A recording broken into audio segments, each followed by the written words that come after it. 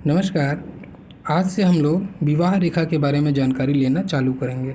देखिए, एक शब्द मैंने बोला अभी, विवाह रेखा, है ना?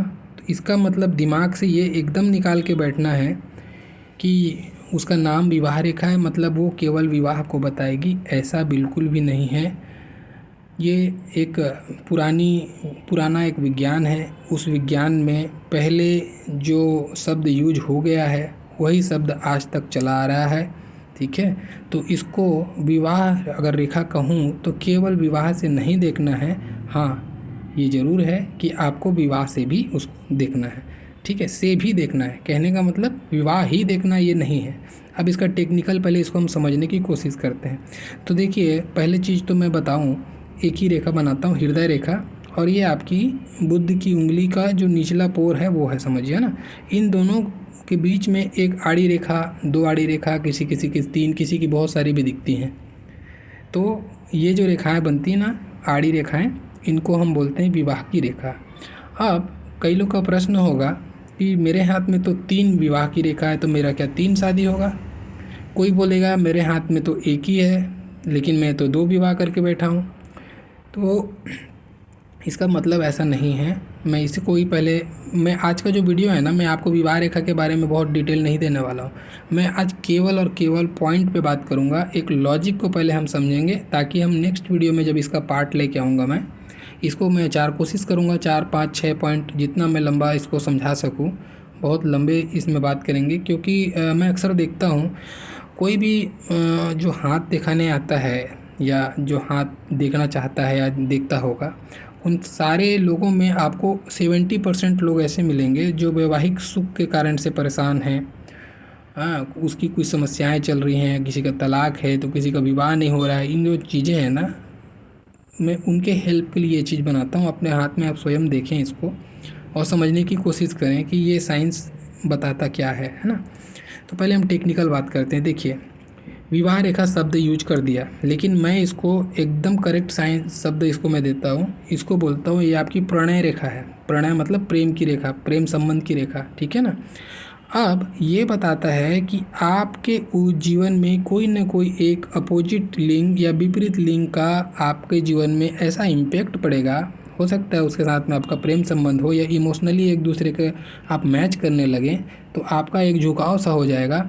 जिस उम्र में झुकाव होगा उस उम्र में आपकी विवाह रेखा प्रबल होगी। या ऐसा हो सकता है कोई व्यक्ति एक से अधिक लोगों से भी प्रेम कर सकता है।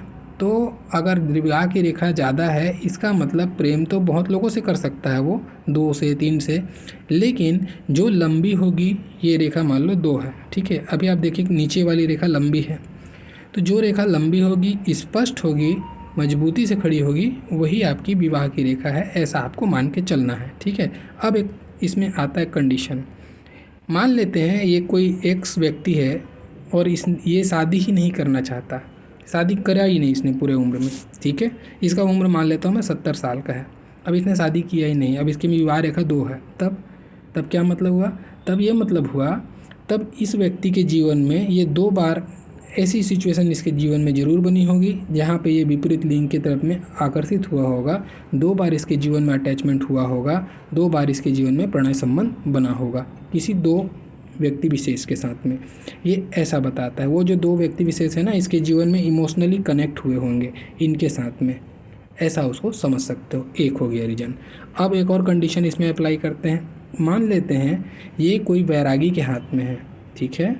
वैरागी मतलब ऐसा व्यक्ति जो सारी चीज़ों से मोह माया से दूर हो चुका है, वैराग्य में चला गया है, साधु संत बन गया है, केवल भगवान की उपासना ही जीवन का आधार बना रखा है उसने, जो सत्य की खोज में चला गया है, ईश्वर की खोज में चला गया है। ऐसे व्यक्ति के हाथ में आपको 2 विवाह की रेखा मिली। अब क्या आप सीधा उसको हाथ देखिए और आपने बोल दिया कि आप तो ढोंगी हो, पाखंडी हो, आप तो स्त्रियों के पीछे भागते हो, ऐसा बोल सकते हैं क्या उसको? नहीं, ऐसा नहीं बोलेंगे। मैंने पहले ही बोला, ये आपकी विवाह की रेखा नाम है इसका, लेकिन ये आपके प्रेम संबंध को बताता है ना। अब प्रेम संबंध का अर्थ ये भी तो हो सकता है प्रेम किसी स्त्री से ही हो, ये ज़रूरी नहीं है। प्रेम हो सकता है कोई आध्यात्मिक व्यक्ति है तो हो सकता है वो उस चीज़ से प्रेम करे, यानी कि ईश्वर से, हो सकता है उसके जीवन में दो इष्ट हों, पहले कोई अलग इष्ट था, अभी कोई अलग इष्ट है। पहले मान लेते हैं पहले उसने गणेश की उपासना की थी, बाद में उसका रुझान किसी दूसरे देव या देवी देवता के तरफ में चला गया हो, है ना। तो उनसे देव से प्रीति, यानी किसी भी चीज़ से आप प्रेम लगाते हैं, किसी भी चीज़ से आप इमोशनली अपने आप को सौंप देते हैं, अधीन कर देते हैं उसके प्रेम के आगे, तो भी ये रेखा मिलती है, ठीक है ना। तो ये केवल और केवल आपके प्रेम संबंध को बताती है। प्रेम संबंध चाहे वो अपोजिट जेंडर से हो, चाहे वो भगवान से हो, चाहे किसी भी चीज़ से हो, जहाँ से आप इमोशनली एक दूसरे को आप सौंप देते हैं। हम ईश्वर को भी अपने आप सौंप देते हैं ना, जब हम बहुत ज़्यादा आध्यात्मिक हो जाते हैं। हम अपने आप को, जैसे आप मीरा के बारे में सुनते हैं, वो कृष्ण को अपना सर्वस्व मान ली, ऐसा ही प्रेम, ठीक है। चाहे आप वो पति रूप में मानी थी मीरा, तो आपको भी पति रूप में या पत्नी रूप में मानना ऐसा ज़रूरी नहीं। आप प्रेम रूप में जिसको भी माने, आप माता रूप में माने, बहन रूप में माने, आप इमोशनली उनसे कनेक्ट हो गए तो भी ये रेखा बनेगी, ठीक है। तो इस रेखा का बिल्कुल भी ये मतलब नहीं है आप यूट्यूब पे देखते हैं और ये इस चीज़ को लेके बहुत उत्साहित होते हैं कि मेरी विवाह रेखा बड़ी मजबूत है, मेरे को सुंदर पत्नी मिलेगी, मेरी विवाह रेखा नहीं है तो मेरी शादी नहीं हो रही। कई लोग टेंशन में भी आते हैं, ऐसा नहीं है। विवाह, अब मान लेते हैं एक और कंडीशन, चलिए बहुत अच्छा क्वेश्चन अभी दिमाग में आ गया। ये तो मैंने आपको टेक्निकल फंडा बताया उसका ना। अभी मान लेते हैं अभी आप किसी व्यक्ति के हाथ में विवाह की रेखा ही नहीं है, अब क्या इसकी शादी नहीं होगी क्या? तो भी इसकी शादी होगी। विवाह जो है केवल यहाँ पे आके नहीं देखते हैं, ये हस्तरेखा का एक जटिलता भी है और खूबसूरती भी है, ठीक है ना। तो केवल विवाह को आप यहाँ पे आके नहीं देखेंगे, ना ही केवल प्रेम संबंध को आप यहाँ पे ही आप जाके देखना, ऐसा नहीं है। अगर आपकी यहाँ पे कोई विवाह रेखा नहीं है, एक चलिए मैं कंडीशन बताता हूँ, आप नोट करते जाइए, ठीक है ना। पहले विवाह कहाँ कहाँ से देखते हैं उस पर चर्चा करते हैं, फिर आगे बढ़ते हैं, चलिए, ताकि ये भी क्लियर हो जाएगा अभी। देखिए विवाह कहाँ कहाँ से देखा जाता है, आज मैं इतना ही बता के वीडियो ख़त्म कर दूंगा, ताकि लंबा वीडियो होगा तो फिर जटिलता आती है। हम दूसरे भाग में और इसके अंदर की बातें चर्चा चालू करेंगे, ठीक है ना। तो देखिए कंटेंट शुरू करने से पहले एक रिक्वेस्ट भी करता हूँ आपसे, निवेदन है, आप लोग अगर ये पसंद आए, जानकारी अच्छी लगे तो लाइक ज़रूर कीजिएगा, और जो नए देख रहे हैं, पहली बार देख रहे हैं, थोड़ा पेशेंस बनाइए, वीडियो पूरा देखिए, उसके बाद में नापिए कि ज्ञान सही है कि नहीं है। अगर सही लगे तो लाइक ज़रूर करना और सब्सक्राइब भी करना, ठीक है। आपका समर्थन बहुत ज़रूरी है। चलिए शुरू करते हैं अभी पॉइंट। तो विवाह कहाँ कहाँ से देखा जाता है, पहले देखिए। पहला तो ये एक विवाह की रेखा जो हमने अभी डिस्कस किया, ये आपकी विवाह की रेखा है, ठीक है। ये है तो आपका विवाह होगा, ऐसा आपको मान सकते हो, ठीक है। मैं केवल विवाह की बात कर रहा हूँ, अभी उस फंडे पे नहीं घुस रहा हूँ। थोड़ी देर के लिए मान लेते हैं कि इसकी विवाह रेखा मतलब विवाह रेखा, यानी कि किसी न किसी से अटैचमेंट होगा, और जिस उम्र में अटैचमेंट हो रहा है वो उसको हम विवाह की स्थिति मानते हुए कंसिडर कर रहे हैं कि इसकी विवाह होगी, ठीक है ना। एक हो गया। दूसरा देखिए, चलिए मैं इसको ड्रॉ करके छोड़ देता हूँ, आप समझते जाना। एक हो गया। दूसरा स्थिति ये आपका हो गया मस्तिष्क रेखा, ठीक है। ये हो गई आपकी जीवन रेखा। अगर आपको ऐसी कोई रेखा मिले जो रेखा मंगल से निकल के जाके माइंड लाइन पे रुक जाए, माइंड लाइन पे जाके ये रेखा रुक जाए, ठीक है। अब यहाँ पे ज्वाइंट नहीं हुआ है, आपको समझ लेना है कि ज्वाइंट हुआ है, यहाँ से निकले और माइंड लाइन को जाके टच हो जाए, ये रेखा भी बताती है कि ये अटैचमेंट की लाइन, इसको अटैचमेंट लाइन बोलते हैं। ये रेखा भी बताती है कि किसी भी व्यक्ति का आपके जीवन में वहाँ पे इम्पैक्ट होगा, किसी के साथ में आपका अफेयर हो सकता है, अटैचमेंट हो सकता है, ऐसे भी दृष्टिकोण से इसको देखा जाता है। तो ये भी अटैचमेंट हो या अफेयर हो, इसको भी हम थोड़ी देर के लिए ऐसा मान लेते हैं जिससे अटैचमेंट हुए उससे उसकी शादी हो गई, ठीक है। हम केवल एक विवाह का पॉइंट लेके चल रहे हैं, इसको मिक्सअप मत करना है, तो फिर तो बहुत कॉम्प्लिकेटेड हो जाएगा। मैं ऐसा मान रहा हूँ कि ये रेखा केवल एक ही चीज़ को बताती है, विवाह को। वैसे तो बताती है अलग चीज़ को है, मैंने बता दिया आपको, अटैचमेंट को, अफेयर को, कुछ भी चीज़ बता सकती है ना। तो जैसे विवाह की रेखा एक है, हो सकता है तीन हो, तो तीन चीज़ों को बताती। वैसे ही हम लोग मानते हैं शुद्ध कंडीशन में एक विवाह रेखा, एक विवाह हो गया उसका। यहाँ से अगर ये विवाह रेखा नहीं है, ये है, तो हम समझ जाएंगे कि इसका अटैचमेंट ऐसा हो गया, या दोनों है तो भी हम समझ लेंगे कि इस उम्र में उसकी विवाह हो गई। ये विवाह रेखा थी, ये उम्र पता चल गया, इस उम्र में इसकी विवाह हो जाएगी, ऐसी स्थिति बन गई, ठीक है ना। वैसे ही तीसरा और क्या आता है, तीसरा आता है मंगल की रेखा, जिसको हम लोग बोलते हैं मंगल रेखा, है ना। ये मंगल रेखा भी आप देखो, मैंने जीवन रेखा से अलग बनाई है। किसी के हाथ में जीवन रेखा के साथ से यहाँ से उदय हो जाती है, दोनों कंडीशन हो सकती है। तो जिस उम्र में मंगल रेखा जीवन रेखा को टच करके निकलेगी उस उम्र में शादी हो सकती है, एक चीज़। या फिर जिस उम्र में मंगल रेखा जीवन रेखा से अलग है, तो ये जो पॉइंट होगा, इस पॉइंट से भी आप शादी की घटना को समझ सकते हैं। ठीक है, ये भी आपका वन टाइप ऑफ अटैचमेंट होता है। और इसमें कभी कभी ऐसा भी देखा जाता है कि अटैचमेंट लाइन को ही टच करके मंगल रेखा नीचे आती है, तो ये और भी ज़्यादा पुख्ता कर देती है कि हाँ इस उम्र में इसका विवाह हो गया। ये कन्फर्मेशन देता है बहुत ज़्यादा हद तक। ठीक है, यहाँ से हमको पता चलता है। अब एक और रेखा मैं बताता हूँ, ये आपकी हो गई मान लो भाग्य रेखा। ठीक है ना। अब क्योंकि चंद्रमा को हम स्त्री जाति से देखते हैं पिता सूर्य है और चंद्र माता है हम बोलते हैं ना, तो वैसी माता को रिप्रेजेंट करता है, स्त्री पक्ष को रिप्रेजेंट करता है चंद्रमा। अब ये रेखा जाके मान लो कोई एक रेखा जाके चंद्रमा को टच कर गई, सॉरी भाग्य रेखा को टच कर, चंद्रमा से निकली और भाग्य रेखा को टच कर गई। इसका क्या मतलब हुआ? इसका मतलब तो वैसे बहुत सारा है। कोई किसी आदमी का सहयोग मिल जाना, ये इस चीज़ को भी बताता है, जीवन में भाग्योदय की स्थिति को भी बताता है। लेकिन ये एक और चीज़ को भी बताता है कि मान लेते हैं इस उम्र में जहाँ पे ये ज्वाइंट हो रहा है, इस उम्र में जहाँ पे अभी मार्क कर रहा हूँ, इस उम्र में मान लो इसका उम्र 30 साल है सपोज। ठीक है, 30 साल है, उस उम्र में इसकी विवाह हुई, तो ये समझना है कि ये जो है ना स्त्री इसके जीवन में आई, चंद्रमा स्त्री है, तो ये स्त्री के जीवन में आने से भाग्य रेखा में कनेक्ट हुई, तो उसके भाग्य में स्त्री की प्राप्ति हुई, ऐसा उसको समझना है। स्त्री की प्राप्ति को भी ये बताता है। अब इस प्राप्ति के बाद में अगर भाग्य रेखा और भी सुंदर कंडीशन में चल रही है तो विवाह के बाद में ऐसे लोगों का भाग्योदय बहुत प्रबल होता है। वो जो स्त्री है उसके लिए लक्ष्मी बन के आई है ऐसा माना जाता है।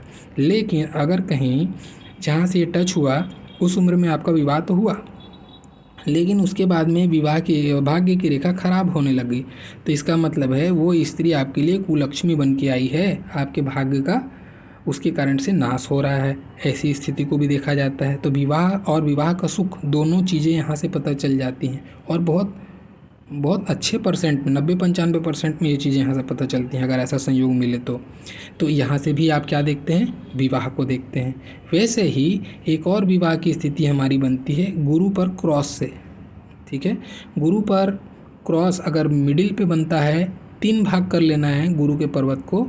वैसे भी मैंने गुरु पर क्रॉस चिन्ह के बारे में एक वीडियो सेपरेट बनाया है इस चिन्ह को लेकर, उसमें मैंने बहुत अच्छे से समझाया है।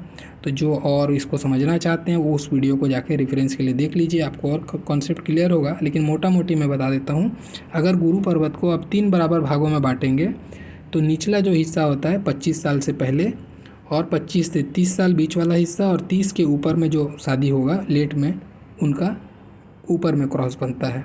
तो अगर ये क्रॉस की स्थिति से भी आपको बन सकती है, पता चल जाएगा चीज़ें कि शादी का विवाह का योग कब बन रहा है। वैसे ही आपको यहाँ से भी पता चल जाएगा, वैसे ही आपको यहाँ से पता चल जाएगा, वैसे ही आपको यहाँ से पता चल जाएगा। तो देखिए कितने सारे पॉइंट हमको विवाह देखने के मिल गए, एक क्रॉस से, दूसरा विवाह रेखा से, तीसरा भाग्य रेखा से, चौथा आपके अटैचमेंट की लाइन है वहाँ से, और पाँचवा आपकी मंगल रेखा से। तो 5 पॉइंट हैं। अब इन 5 पॉइंट में से कौन सा पॉइंट पे होगा? किसी के हाथ में कुछ है, किसी के हाथ में कुछ है, किसी के हाथ में 2-3 चीज़ें, किसी के हाथ में और ज़्यादा चीज़ें हैं। ऐसी स्थितियाँ हो सकती हैं। लेकिन हमको जो एज है ना, वो एज कैसे पता करना पड़ेगा, अभी एक आइडिया के लिए मैं बता देता हूँ। देखिए ये जो यहाँ से यहाँ तक का जो डिस्टेंस है ना, इसको टोटल 60 साल माना जाता है। इसको देखिए हस्तरेखा के जो ज्योतिष हैं, जो विचारक हैं, उनका मानना है कि 60 साल का उम्र होता है। लेकिन मैं अपने अनुभव में इसको देखा हूँ, ये 50 साल का इसको पीरियड आप पकड़ के चले ना तो आपको ज़्यादा एक्यूरेसी मिलती है। ये मेरा ओन एक्सपीरियंस है, तो मैं दोनों चीज़ें आपको बता रहा हूँ। यहाँ से यहाँ तक उम्र को 60 माना जाता है और लेकिन मैं इसको 50 मानता हूँ। ठीक है, तो मेरा अपना नज़रिया है, आप अपने नज़रिए से तौल के देख लीजिए, आपको जो सही लगे वो आप मान सकते हैं। तो अगर बीच में है, यहाँ पे लाइन अगर आ रही है तो समझ लीजिएगा 25 साल में शादी के योग बन रहे हैं। वैसे ही 3 अगर रेखाएं हैं तो जो लंबी होगी वो शादी की होगी, 2 अटैचमेंट सीजनल हो सकता है, ऐसा हम उसको समझते हैं। ठीक है, एक हो गया। दूसरा क्रॉस का भी आयु निर्धारण में आपको बता दिया। ठीक है ना। अब वैसे ही आपको अगर मान लो अटैचमेंट लाइन मिल गई, जो मैंने अभी बनाया था यहाँ पे, ये वाली लाइन, अब इसका एज कैसे निकालेंगे? तो इसका एज निकालने के लिए आपको जीवन रेखा की आयु गणना आनी चाहिए। अब जीवन रेखा की आयु गणना का जो वीडियो है वो मैंने सेपरेट बनाया है। जीवन रेखा की आयु गणना कैसे करें आप वहाँ जाके चेक कर सकते हैं। इसको यहाँ पे बताऊँगा, बहुत लंबा वीडियो बनेगा। ठीक है, आप इसको वहाँ से रेफरेंस ले लीजिए ना। और वैसे ही आपको भाग्य रेखा के बारे में मैंने बताया, तो भाग्य रेखा की आयु गणना का भी एक मैंने सेपरेट वीडियो बनाया है, ताकि आपको किसी ज्योतिष के पास जाना ना पड़े, आप स्वयं अपने हाथ पर देखें। तो अगर ये ऐसी स्थिति है तो आप भाग्य रेखा की आयु गणना का वीडियो देखिए। ये स्थिति है जीवन रेखा की आयु गणना का वीडियो देखिए। ये है तो आपको गुरु पे क्रॉस चिन्ह का एक वीडियो मैंने बनाया, उसको देख लीजिए। विवाह रेखा की बात है तो आज से हम लोग जस्ट इंट्रोडक्शन लिए हैं, कॉन्सेप्ट को समझे हैं। अब आगे हम इस पर विस्तृत रूप से चर्चा करेंगे। मैं इसको चाहता तो मैं आज ही से शुरू करता, लेकिन क्या है कि देखिए मुझे लगता है कि हम बेसिक हमको पता होना चाहिए। अगर हम बेसिक नहीं समझेंगे ना तो चीज़ें फिर कॉम्प्लिकेटेड होती जाती हैं और फिर बाद में मिक्सअप हो जाती है, फिर पूरा समझ ही नहीं आता कि क्या खिचड़ी पक गया। इसलिए पहले कॉन्सेप्ट को, तो अभी आपको केवल विवाह रेखा नाम सुनने में अच्छा है, सुनिए, लेकिन कभी भी इसको विवाह से नहीं जोड़ना है, ठीक है। केवल विवाह से नहीं जोड़ना है, विवाह से जोड़ना है, केवल विवाह से नहीं जोड़ना है। हो सकता है वो उसका आध्यात्मिक प्रेम हो सकता है उसकी वासना से परिपूर्ण प्रेम हो, एक्स्ट्रा अफेयर भी तो हो सकता है, या हो सकता है वो आदमी शादी नहीं करना चाहता है, वो लिव इन में ही रहना चाहता है, तो वासनात्मक प्रेम भी हो सकता है। कोई भी प्रेम जहाँ पे आप इमोशनली आप अपने आप को झोंक देते हैं किसी के आगे, चाहे वो ईश्वर ही हो, वो आप अटैचमेंट की लाइन या विवाह की रेखा आप मान के चलते हो, ठीक है ना। तो ये जो कॉन्सेप्ट है इसको यूट्यूब की भाषा में आपको समझना नहीं है, यूट्यूब के कहने पे बहकावे पे नहीं आना है, ये गलत इन्फॉर्मेशन है, आपको करेक्ट करना है, ठीक है। आप अपने हाथ में देखिए, हो सकता है आपके हाथ में 3-3 विवाह रेखा हो यहाँ पे ऐसी, और आप देखना कि आपने जीवन में एक ही विवाह किया होगा और दूसरे का भाई एक ही नहीं संभल रहा होगा, दूसरे से विवाह करने का मन भी नहीं होगा आपका, फिर भी ये ज़बरदस्ती का बना होगा। तो ये हो सकता है आपका स्वभाव चंचल होगा। अगर चंचल होगा कि नहीं, अब ऐसा भी नहीं बोल देना कि ये आदमी जो है कैरेक्टरलेस होगा, ऐसा नहीं है, ठीक है। अगर उसका शुक्र तेज है, शुक्र का पर्वत अच्छा डेवलप्ड है, मंगल डेवलप्ड है, तो हो सकता है इसकी इच्छाएं जागृत होती होंगी अब अटैचमेंट के लिए, अपोजिट जेंडर के साइड में ज़्यादा अटैच करता होगा ये। लेकिन अगर शुक्र बैलेंस है, शुक्र सुंदर कंडीशन में है, तो ऐसी स्थितियाँ नहीं बनेंगी, ठीक है। वो केवल फिर उसके मन में ऐसा किसी और भी चीज़ के प्रेम को लेकर हो सकता है, विवाह के बाद में अध्यात्म के तरफ में प्रेम हो सकता है उसका, ऐसी स्थिति हो सकती है उसको, तो उसको केवल गलत अर्थ में नहीं लेना है, ठीक है। तो ये था आज का बेसिक कॉन्सेप्ट, बेसिक किसके बारे में मुझे लगा कि आज बात करना चाहिए, तो मैंने आज किया है। नेक्स्ट डे अपन इस पे विवाह रेखा पे और डीप में जाएंगे, सारे उसके प्रकार को समझेंगे, और साथ ही साथ में उल्टा योग, जो विवाह को सबसे ज़्यादा दाम्पत्य जीवन को ख़राब करने वाला योग है, उन सारे योगों को भी पैरेलल हम चर्चा करते चलेंगे, ठीक है। तो जानकारी अगर अच्छी लगी हो तो प्लीज़ लाइक ज़रूर करना, जो नए हैं पहली बार देख रहे हैं फिर से दोबारा रिक्वेस्ट है, ज़रूर सब्सक्राइब कीजिए और वेट कीजिए दूसरी वीडियो के लिए। तब तक के लिए मेरा वीडियो देखने के लिए बहुत बहुत धन्यवाद, थैंक यू।